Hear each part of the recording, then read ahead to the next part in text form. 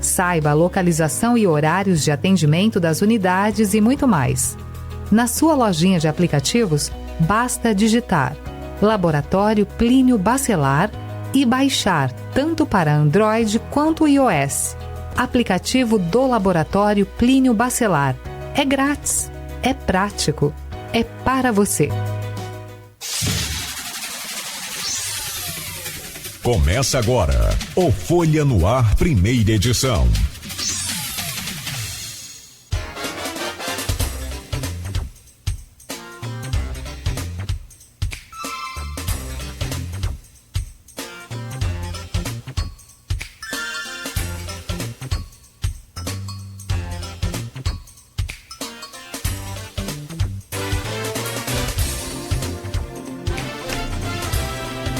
Quarta-feira, 25 de outubro de 2023. Começa agora pela Folha FM 98,3, emissora do Grupo Folha da Manhã de Comunicação, mais um Folha no Ar. Estamos ao vivo pelo Face, YouTube, Instagram, também pelo aplicativo Twitch TV e daqui a pouco tem podcast, logo mais às 17 horas, reprise do programa na Plena TV. São 7 horas e 11 minutos em Campos.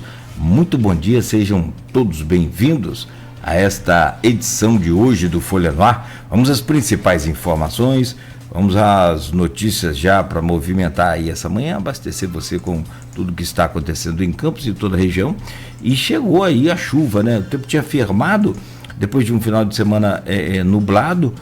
E na segunda-feira com sol, terça-feira à noite, terça também com sol, mas na noite de ontem, essa madrugada, choveu aqui na região, aqui em Campos choveu, e hoje tem previsão aí de tempo predominantemente nublado, com possibilidade de pancadas de chuva isolada no decorrer do período. Hoje a probabilidade é de 80%. A máxima prevista para hoje é de 31 graus, a mínima de 23, portanto vai ficar aquele clima mais úmido, né, mais abafado. Agora já faz 26 graus aqui no centro da cidade, já choveu agora pela manhã de novo e tem essas pancadas, né, de chuva isoladas aí ao decorrer do período. No programa de hoje, com o Aloysio Abreu Barbosa na bancada, nós vamos conversar, estamos recebendo o Alonso Barbosa. Alonso é advogado, é presidente da Câmara Júnior e também presidente da Juventude do PDT de Campos. Além disso, é assessor da Secretaria de Desenvolvimento Econômico. O Alonso vem para falar sobre o legado do seu pai, o Renato Barbosa, que foi vereador em Campos, vem para falar também sobre as atividades aí da Câmara Júnior, faz ainda uma avaliação do governo Vladimir, o fim dessa pacificação com os Bacelar e, né, coloca aí a régua do decoro na política Goitacá em Campos, também hoje no programa. Faz uma projeção da eleição a prefeito e vereador em 6 de outubro de 2024. Alonso, já vamos trazer o seu bom dia, só rapidamente passar aqui pelas manchetes do jornal Folha da Manhã. Hoje é quarta-feira e trazer aí essa entrevista com você, mas de antemão já agradecemos. O programa é oferecido por Coagro, a cooperativa dos fornecedores de cana de Campos e de toda a região.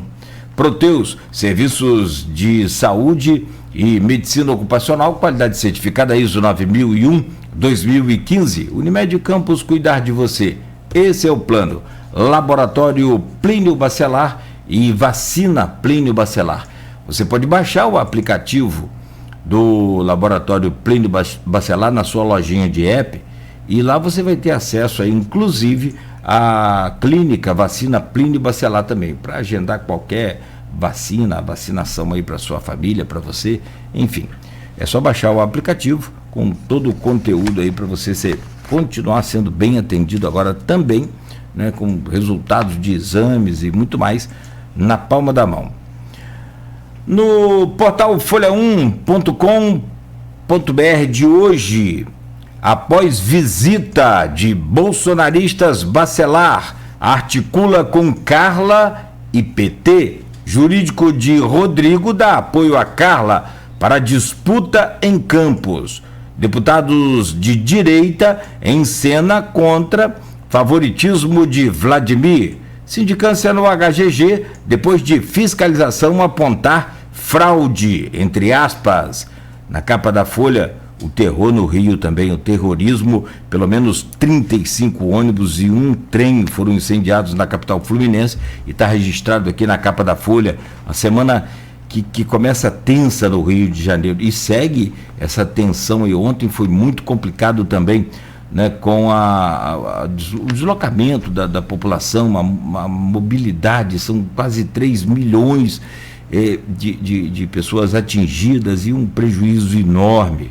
Morte de miliciano impõe momentos de caos e terror no Rio.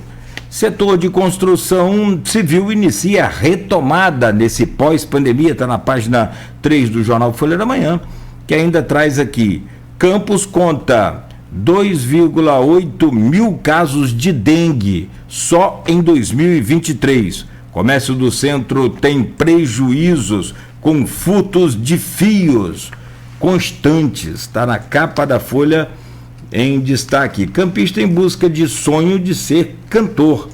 E ainda, 2 homens assassinados na Baixada Campista entre sábado e terça, ontem.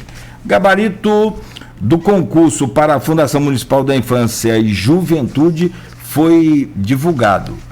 A capa da Folha, já desde cedo aí nas bancas também, nas casas dos assinantes, da base de Vladimir, Fred Rangel na liderança do PSB. Movimentação aí na Câmara Municipal de Campos. Bruno Viana foi destituído dessa função de líder do PSD na Câmara.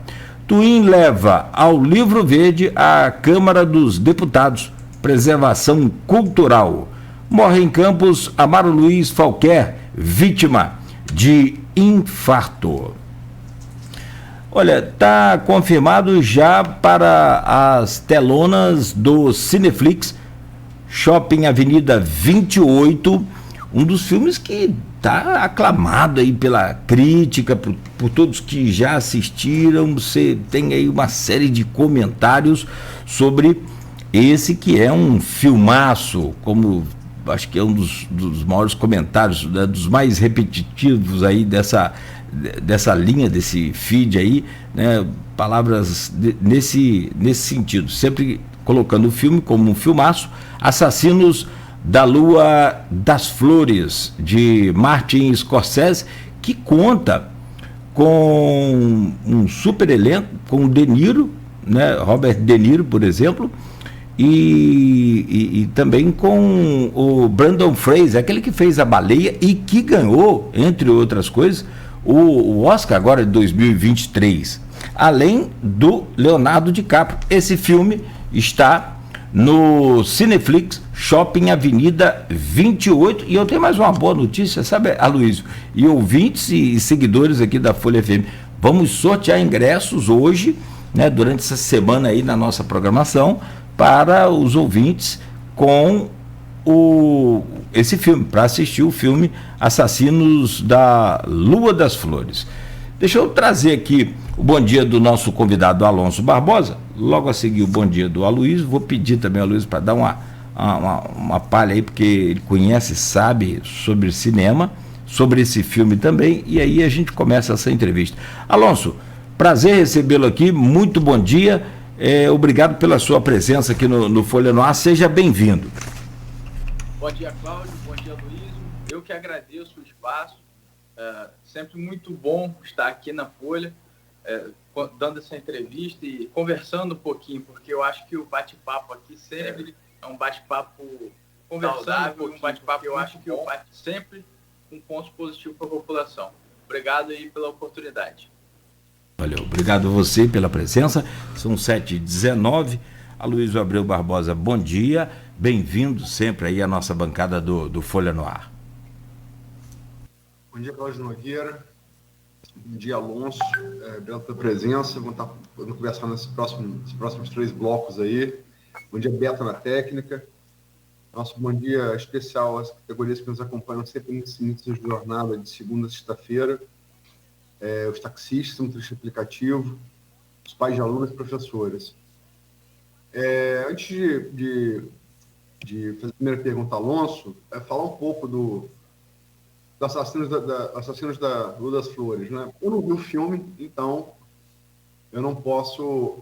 É bom ter um lado positivo, porque... Tem um lado negativo, porque eu de fato não conferi, e tem o positivo que eu não posso fazer spoiler, né? Mas Martin Scorsese, quem disse, é de uma geração ali dos anos 60, 60 e 70 do século XX, que revolucionou o cinema de Hollywood e, por conseguinte, do mundo, né? A geração dele, a geração de Steven Spielberg, a geração de Terrence Malick, a geração de Brian Palma, né? A geração de Francis Ford Coppola. São cineastas que revolucionaram o fazer cinema. E desses, todos, quem chega aos nossos dias, estou falando já 50 anos depois, nos anos 70, né? 40, 50 anos depois, melhor forma, sem sombra de dúvida, Martin Scorsese. Brian Palma, disso eu concordo, é o maior cineasta vivo do mundo hoje. E um mundo que tem Tarantino, mas se você perguntar Tarantino, ele vai dizer que é Scorsese. E é o primeiro filme que traz, eu acho que o grande chamariz, que traz os dois atores com os quais Scorsese mais trabalhou. O da primeira fase, que é quase o alter ego dele, né? Tá desde o primeiro filme dele, Caminhos Perigosos, depois Taxi Driver, Toro Indomável, Cabo do Medo, fiz tantos filmes com ele, que é o Robert De Niro, né? Também entre os maiores atores que já existiram, né? E também chega em grande forma aos nossos dias. E o segundo ator, que já das fases mais recentes de Scorsese, que foi indicado a ele adolescente, após trabalhar num filme chamado Despertar de um Homem, nos anos 90, né? E, esse garoto é muito bom. Aí Scorsese pegou e começou a filmar com um garoto, que era muito bom, que o De Niro disse que é muito bom, Leonardo DiCaprio. Fez Gangue de Nova York, fez O Aviador, fez vários filmes com o DiCaprio também, né? São os dois atores com os quais ele mais trabalhou, né? E é a primeira vez que eles se reúnem juntos. O filme se passa na década de 20 do século XX, um território indígena, uma reserva indígena. E os americanos, como roubaram a terra dos índios e deram reservas a eles, né? Pedaços de terra. Bem menor do que eles ocupavam, mas eles descobrem que esse terra tem petróleo. Então passa a gerar muito interesse. Sem spoiler, mas De Niro faz o dono de um rancho, tem um sobrinho, ele faz se casar com uma índia dessa etnia, que é a etnia Osage, né? A etnia indígena. E assassinatos misteriosos começam a ocorrer, né? Que são investigados pela FBI, né? Começando ali, sob a presidência de um camarada que marcou a época no FBI, que foi o J. Edgar Hoover, polêmico pra caramba. Traz ainda como Brendan Fraser, como você disse, no elenco, e outro grande ator da atualidade, promete muito, Jesse Plemons, de O Ataque dos Cães. E é legal assistir na campo, porque a estreia nacional dele foi na quinta passada, no esforço de trazer esse filme a campo, porque, vamos falar a verdade, se espera o Boulevard Guarulhos trazer filmes Scorsese, a gente vai ficar, é mais fácil parar no streaming, né? Então, fomos trazendo esse filme para Campos. Acho que Campos merece cinema de qualidade, né? E repito, o maior diretor vivo hoje do mundo, do cinema no mundo, com os dois maiores atores, né, em atividade também, né? De Niro e DiCaprio. Vale muito a pena. Alonso, colocado isso tudo, vamos dar... O filme também se baseia no livro, eu falei no David Greenham, que também se baseia em história real, se baseia em fatos reais. E nessa transposição, Alonso, inversa, só que aí da ficção para a realidade, Campos é uma cidade, quem definiu isso foi o Hamilton Garcia, né? ele chama de clanismo-filismo, né, político. Almeida Garcia é o cientista político, professor da UENF. Campos é marcado por clãs políticos, né? É marcado há algum tempo já. Tem o clã dos Garotinhos, cujo representante está na prefeitura hoje, que é Vladimir. Você tem o clã dos Bacelar, que teve o presidente da Câmara, né? Marco Bacelar, vereador 3 mandatos, e tem um filho dele hoje, presidente da Assembleia Legislativa do Estado do Rio de Janeiro, deputado estadual 2º mandato, Rodrigo Bacelar, que é o líder hoje do clã dos Bacelar. Você tem o clã dos Viana, cujo filho, do ex-prefeito da Viana, Caio Viana, é deputado federal, não se elegeu, mas uma ginástica de Eduardo Paes aí, para que ele assumisse esse mandato, né, no PSD, fez uma ginástica aí, ele hoje é deputado. E também disputou disputou apertadíssimo para o Vladimir em 2020, né? Foi candidato em 2016, chegou em terceiro lugar, Rafael venceu o primeiro turno, mas em 2020 chegou um segundo turno duríssimo com o Vladimir. Há quem diga que se durasse mais uma semana aquela eleição, como a presidencial de 2022, Bolsonaro e Lula, o resultado seria outro. Você não teve tempo de pegar adulto seu pai na política. Seu pai morreu muito precocemente, em 2009. Um acidente de carro, estava indo trabalhar, né? Petroleiro, estava com a Bíblia do lado, que eu acho que é muito emblemático isso em Renatinho, uma figura que deixou espaço muito grande. Mas, não deu tempo de se formar esse clã. Ficou ali os herdeiros do seu pai, foram 2 Marcos, né? O Marquinho Barcelos e o Marcão Gomes. Marcão assumiu esse legado, né? Se elegeu vereador, depois vereador segunda vez, presidente da Câmara. Marquinho também teve um acidente com ele, que deixou ele mais limitado, né? E você, nesse espaço, vem aí tentando ocupar. Como é que você vê o seu papel, o do seu pai e desse clã que você tenta manter nessa política marcada pelos clãs de Campos? Bom dia. Bom dia. Bom, Aloysio, eu penso que a política deve ser um lugar de espaço para as pessoas, principalmente para as boas pessoas que querem se envolver na política, pessoas que têm pensamentos de mudança positiva para a população, pensamentos de que alguma coisa pode ser melhorada. O político tem que ser aquele insatisfeito, porque se o político for a pessoa que está satisfeita com as coisas, está no lugar errado, né? A gente tem que estar inconformado, insatisfeito com alguma coisa para que a gente possa propor alguma mudança e fazer alguma coisa de fato diferente. E nesse pensamento, eu acompanhei 11 anos da história do meu pai, que, como você bem falou, morreu precocemente. Porém, eu tenho ao meu lado pessoas que diariamente eu descubro coisas novas sobre ele, eu aprendo mais, fora tudo que eu vivi, né? Não foi muito tempo, mas foi alguma coisa que eu consegui viver. Minha vontade de estar na política é desde novo, um pouco pela história do meu pai. Eu, desde criança, sempre gostei de ir nas caminhadas, carreatas com ele. Sempre tive na veia essa vontade da política. E, aos poucos, quando foi amadurecendo, eu fui me apaixonando cada vez mais.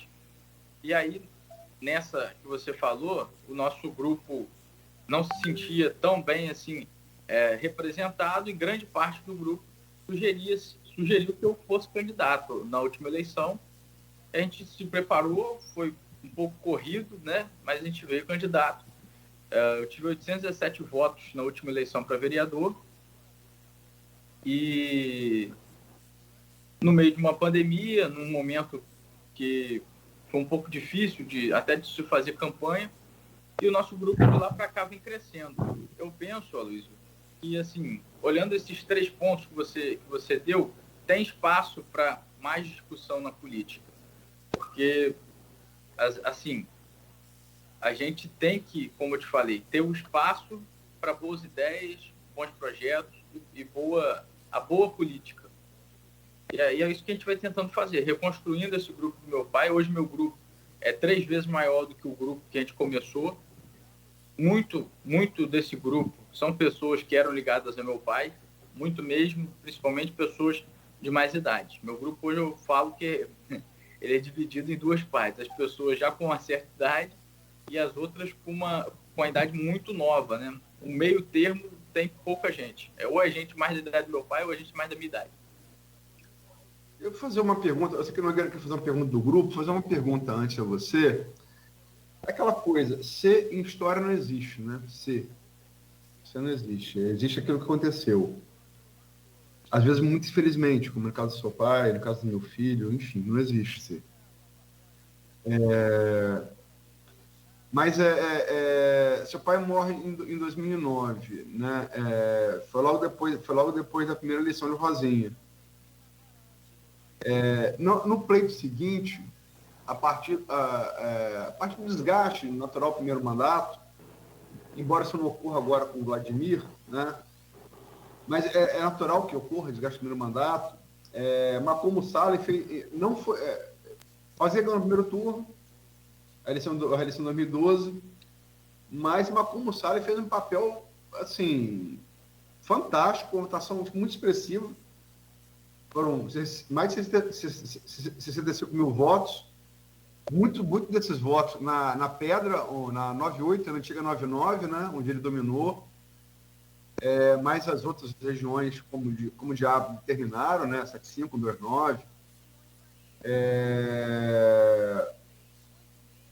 Mas você acha que assim, o papel que Macou desempenhou, você acha que também Macou soube ocupar esse espaço vazio que que seria preenchido naturalmente pelo seu pai?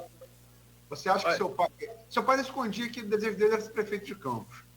Você acha que ele chegaria lá, assim, tentando exercitar esse ser?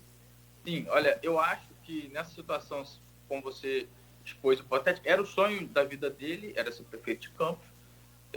Como você falou, ele não escondia isso para ninguém, ele falava que era o sonho dele.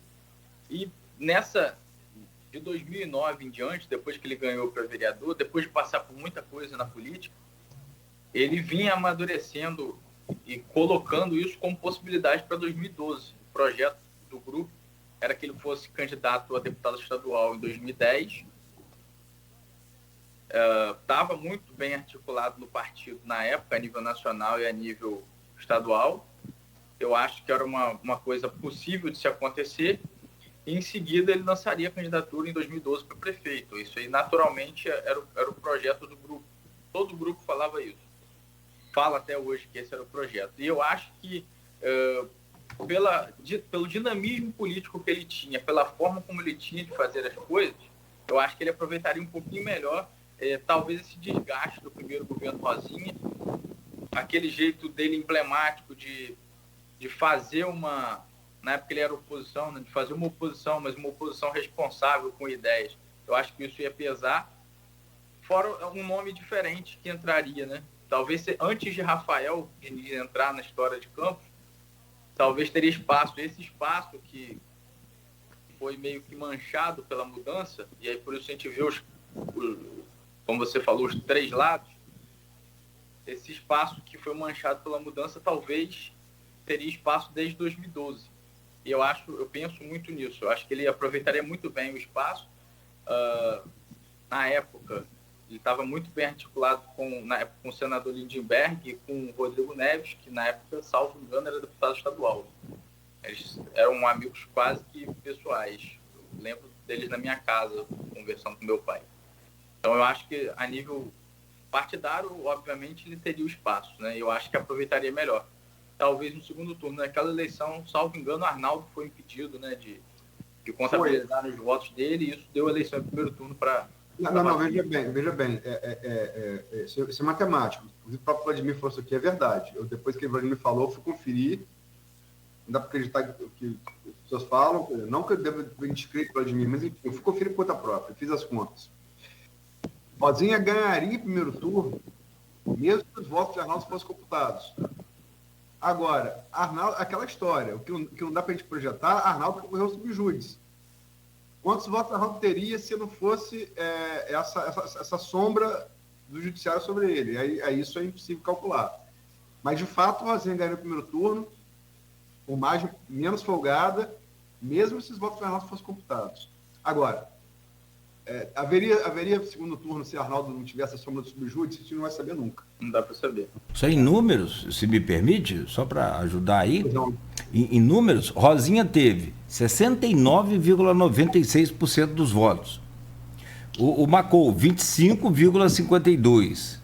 E o Arnaldo, então, como a Luiz observou bem, se não tivesse subjúdice, é aquela história, 13,12%. Somando o Macou com o Arnaldo vai dar 38,64%, os dois, né? O Macou e Arnaldo junto contra os 69,96% da Rosinha. Só para clarear aí a questão do espaçamento, né? Mesmo que o Vladimir falou, mesmo se os dois somados, a Rosinha ganharia ainda. Aloysio, só para complementar, eu acho que o Campos, desde um bom tempo para trás, ele vinha buscando alguma alternativa, né? E a gente viu isso acontecer em 2016 com a eleição do Rafael Diniz, também primeiro turno, né? Eu acho que isso teria acontecido talvez um pouco mais cedo se meu pai estivesse vivo, e talvez o nome que representaria essa outra opção seria o nome do meu pai. Eu assim, acredito um pouco nisso, porque é o retrato que a gente ouve até hoje, principalmente as pessoas que eram ligadas ao meu pai, e naturalmente também eu acredito que a cidade buscava um pouco disso, dessa mudança, e aconteceu um pouco depois, né? Mas na figura com o Rafael. Você usou o verbo manchar, que a mudança manchou. Você se refere a quê? Você se refere Eu me refiro a Marcão assumindo o grupo do seu pai ou a Rafael Diniz assumindo a mudança? É um pouco dos dois, né? Um pouco dos dois. Apesar de que manchar é mais do meu pai, apesar do que aconteceu, é um pouco complicado, né? Porque ele deixou uma reputação ilibada aí, né? Deixou uma história e um legado de um político sério, correto, honesto. Coisa que a gente não concordou muito no nosso grupo, que é o grupo fiel do meu pai, com algumas coisas que aconteceram com o Marcão, né? Com as atitudes que ele foi tomando, as posições que ele tomou enquanto vereador, enquanto presidente da Câmara, não condiziam muito com a ideia do grupo, com o tipo de política que a gente sempre gostou de fazer, né? Mas não estou nem falando um pouco disso. O que eu falei de manchar foi o infeliz governo do Rafael, porque se elegeu no primeiro turno com 55% dos votos, se eu não me engano, numa onda verde, que foi chamado por todo mundo. Ele se elegeu com uma grande possibilidade nas mãos, né? Uma possibilidade de levar o seu nome para a história de Campos, não da forma que foi, mas de uma forma positiva, né? Podendo se projetar, inclusive, para cargos a nível estadual, a nível nacional, se fizesse acontecer um governo de uma forma mais ativa. Eu acho que o maior erro dele foi se limitar no argumento que não tinha dinheiro, né, batendo de frente com o que ele disse na campanha. Ele dizia que tinha dinheiro e que faltava gestão, né? E eu acho que esse foi o erro dele. Se trancar, talvez, no gabinete, estar com pessoas ao redor que não o faziam enxergar isso, porque esse é o papel do assessor, né, e da pessoa que está próxima, fazer a pessoa enxergar o que ela não está conseguindo. Mostrar novos horizontes, novas soluções para que a pessoa possa ali capitanear as decisões e buscar melhorar, né, no que está errando.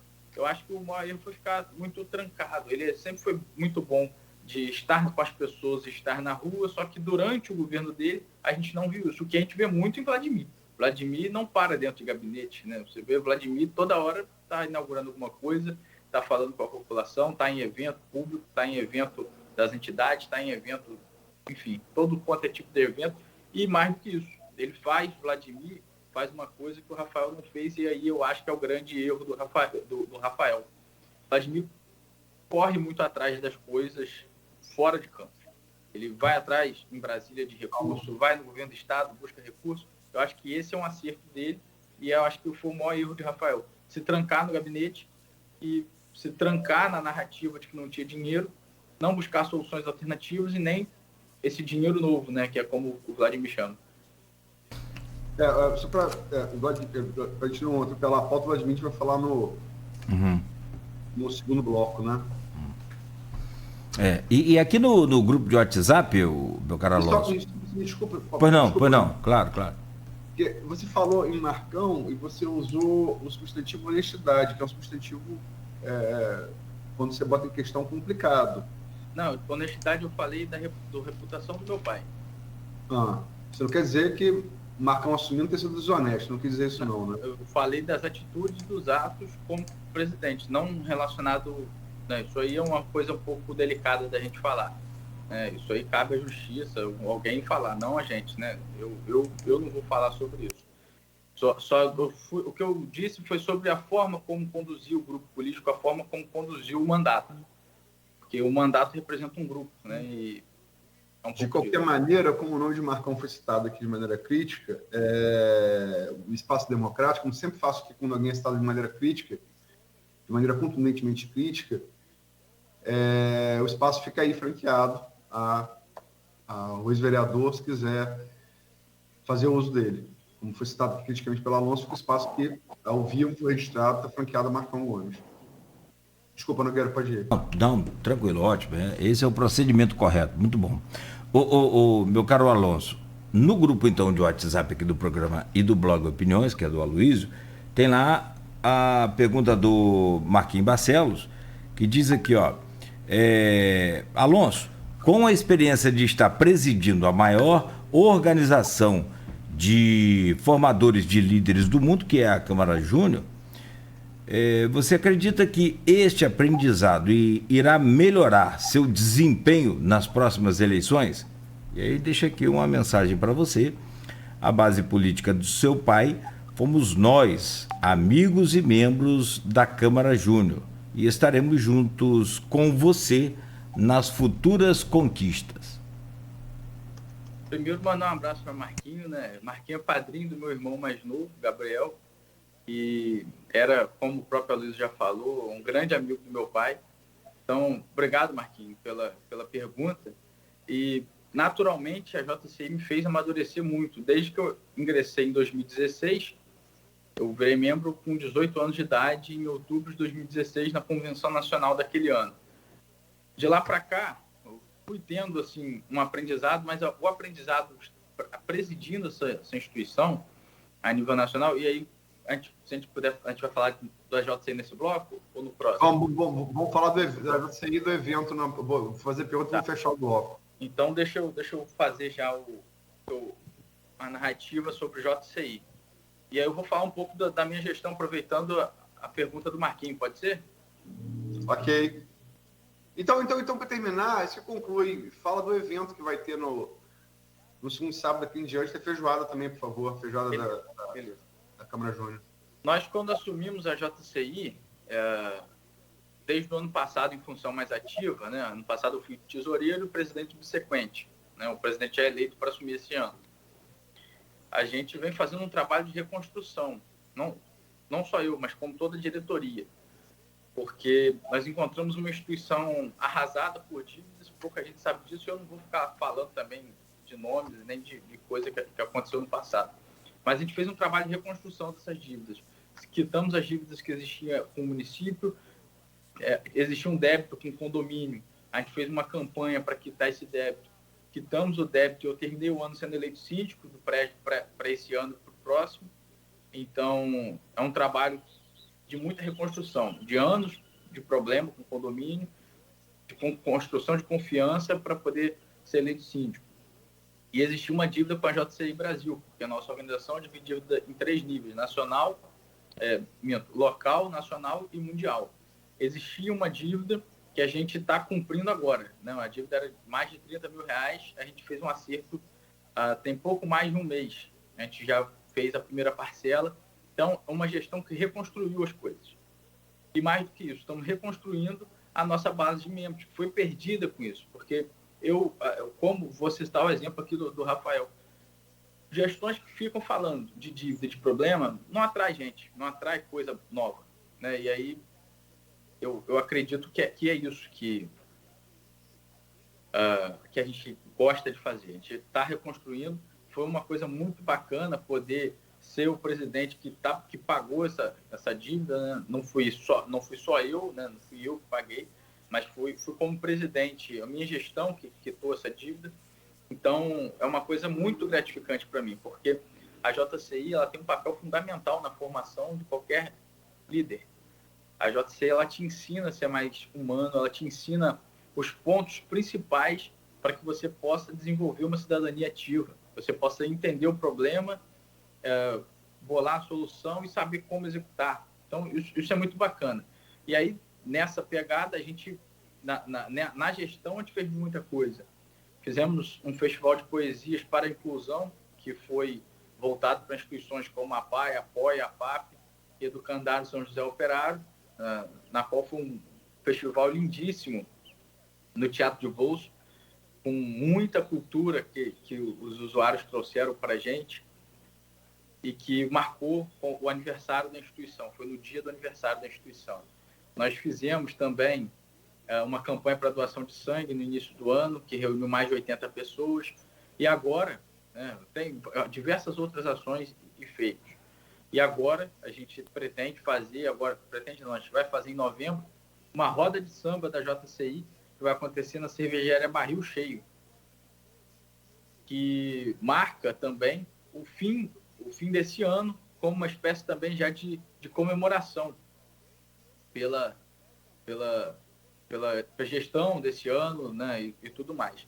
A Roda de Samba da JCI é um evento para ajudar a instituição também financeiramente, por isso é um evento que vai ser cobrado uma entrada. Essa Roda de Samba vai ter o grupo de bobeira como atração, com a participação do Fernando, do Promessa do Samba. Né? Vai ser na Barril Cheio, como eu já falei, o valor do ingresso R$50, dando direito a um chopp e um espetinho de churrasco, né? Então, a pessoa paga os R$50, entra no evento, vai ficar com o canhotinho ali para poder trocar pelo chopp e pelo espetinho. Barril Cheio ali perto da 15 de novembro. Eu esqueci o nome da rua. É o nome daquela rua ali. É onde vai ser inaugurada a nova UF, né? Isso. Para onde vai ser a nova UF. Exatamente. E aí, só respondendo a pergunta de Marquinho, antes que eu me esqueça, eu acho que a JCI, na minha trajetória política, ela teve e vai continuar tendo daqui para frente um papel importantíssimo, que é o papel de amadurecimento, é o papel de entender mais as pessoas, entender os problemas e saber como solucioná-los, e principalmente que se você tem um problema, como a gente pegou vários, não é impossível de se resolver, como muita gente dizia. Falavam-se até em fechar a organização em campos, e a gente não admitia isso. Então, a JCI traz esse insight para a minha vida. Boa. Como ser um líder melhor, como ser uma pessoa melhor e, principalmente, como solucionar melhor as coisas. Santiago Carvalho Filho é o nome da rua ali. Pesquisei aqui. Você é fera demais. Não, é o Google. Busca informação muito rápido. É o Google. A gente andou falando muito do nome dessa rua na época da reforma lá da 15 de novembro. São 7h48, meu caro Alonso. Precisamos fazer uma pausa. Luiz, você que está nos acompanhando, siga ligado aí. Lembrando que está no Cineflix Shopping, a Avenida 28 em Campos, o filme Assassinos da Lua das Flores. E durante a nossa programação a gente vai estar sorteando ingressos também, mas já garanta o seu aí online, enfim, pelo aplicativo do Cineflix e muito mais.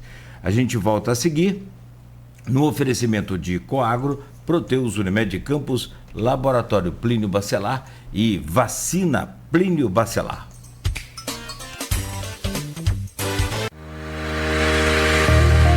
Minuto Nauta XP. As principais informações do mercado diariamente para você. A assessoria de investimentos tem como função apoiar o cliente no atingimento de seus objetivos patrimoniais, ou seja, auxiliar na escolha de investimentos e outros instrumentos financeiros